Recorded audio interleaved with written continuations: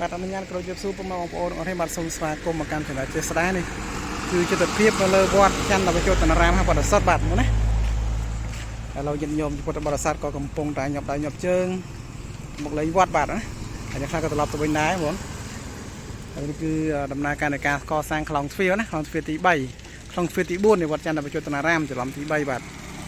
ខ្លងទ្វារទី4នៃវត្តច័ន្ទបច្ចុប្បន្នរាមក៏មានវិឆ័យលក្ខរបស់ព្រះអង្គមកកូនណាជួយជាព្រះមហាក្សត្រីនៃប្រជាជាតិកម្ពុជាយ៉ាងដែរបាទ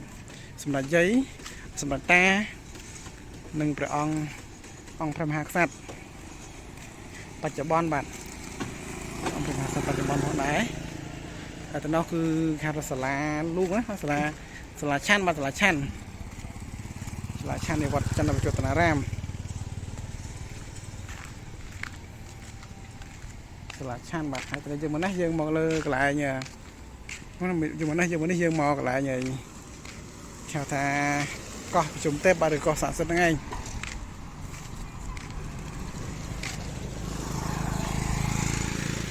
យើងមើលនឹងជើងវិញឃើញស្អាតទេមើលនឹងជើងឃើញស្អាតដែរ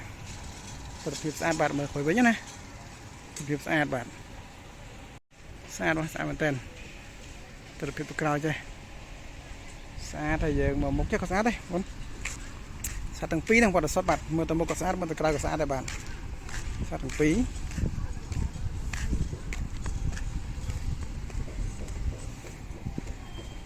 មុខក៏ស្អាតក្រោយក៏ស្អាតបាទស្អាតទាំងអស់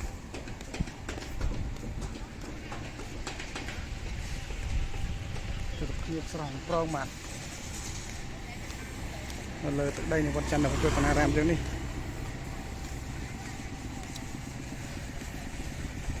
តែបងពុំមកធ្វើខ្លងទ្វារបាទ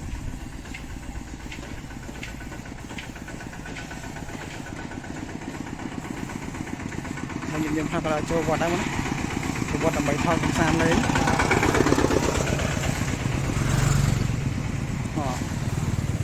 ខ្លងទ្វារយើងនេះ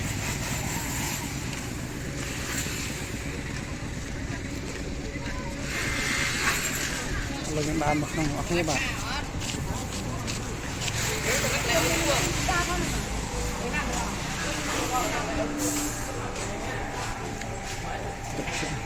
ដៃបងជិះពីធ្វើការបាទបងជិះពីធ្វើការអូនោះខ្ញុំចាក់ប្លង់សេនោះចាក់ប្លង់សេបាទចាក់ប្លង់សេចាក់សណាបាទចាក់សខ្ញុំចាក់សបាទខ្ញុំចាក់សលើទឹកដីនៃវត្តច័ន្ទបច្ចុប្បន្នរាមហើយវត្តសុទ្ធហើយចាប់ដើមចាក់អសហើយបាទមានធំនេះនេះឡានស្ទូចទេបណ្ដាស្ទូចបាទនេះឡាននេះអាប្រមល់ចម្រៃណាប្រមល់ចម្រៃបាទតនេះផ្ទះបាយបាទផ្ទះបាយនេះតនេះផ្ទះបាយបាទផ្ទះបាយភោជនីយអភិរមនេះឡានដឹកដីនេះឡានដឹកស៊ីម៉ងបាទលើស៊ីម៉ងយើងកំពុងតែចាក់ស៊ីម៉ងហ្នឹងនេះ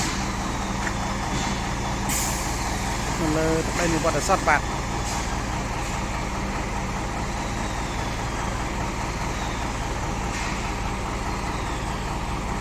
ីម៉ងនៅសាលាឆាន់ណាសាលាឆាន់បាទឬក៏សហទេវវិទ្យាសាលាបាទបងប្អូនថាមួយណាក៏បានដែរណា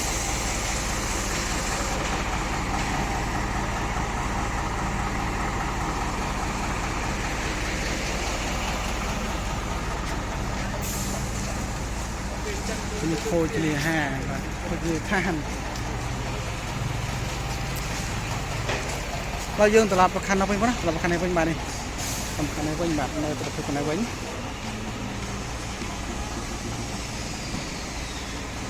នេះខ្លងទ្វារនេះ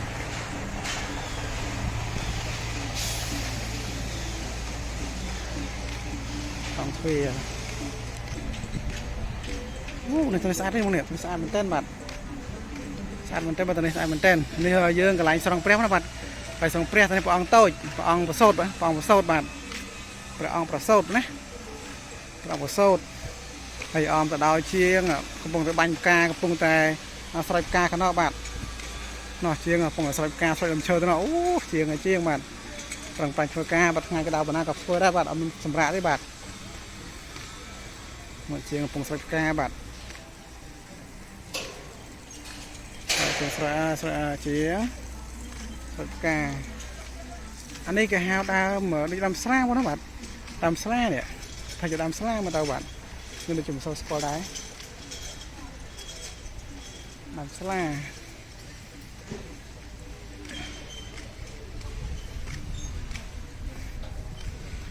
នេះទិដ្ឋភាពនៅខាងក្នុងវត្តណា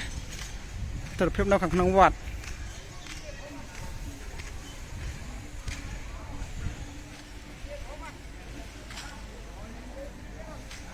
ក្នុងវត្តបាទក្នុងបរិវេណក្នុងវត្តបងប្អូនចង់ទៅនោះបានចង់ទៅនោះយើងទៅនោះទៅឡាយសិលអូเราចាប់ដើមលៀបពោនោះចាប់ដើមលៀបពោសាទៅនោះណាចាប់ដើមលៀបពោហើយបាទយើងឆ្វាទៅនេះក៏បានដែរបងណាឆ្វាទៅនេះមកជុំក៏បានដែរនេះអូនេះជាងនេះខ្លងទ្វារទី4នេះ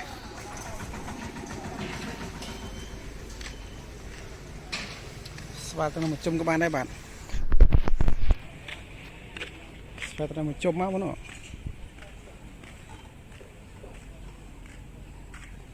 ជាងពងធ្វើការនោះធ្វើការនេះអមទៅដល់ទិដ្ឋភាពទេសភាពស្អាតស្រស់បំព្រងនៅសូយ៉ាចាញ់ចាំងមកនេះនោះអ៊ីម្លេងនោះអ៊ីម្លេងបាទអ៊ីម្លេងអំពូមានមីងអ៊ីបាទអ៊ីម្លេង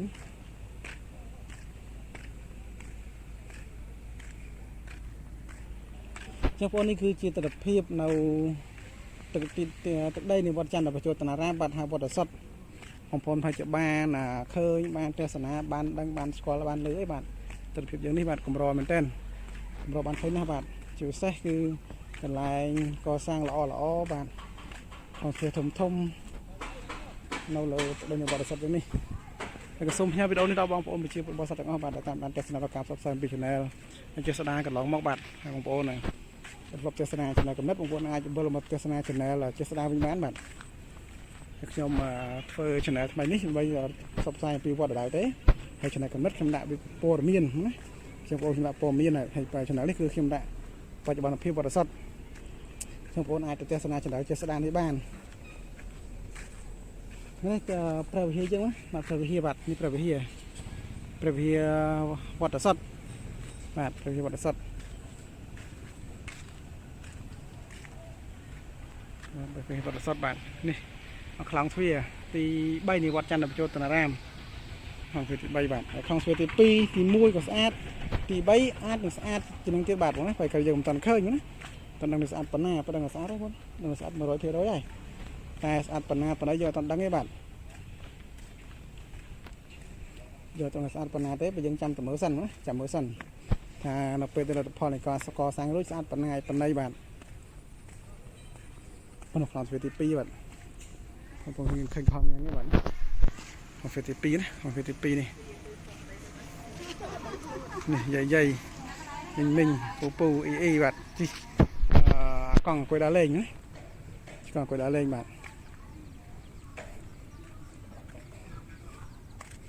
អង្គុយដើរលេង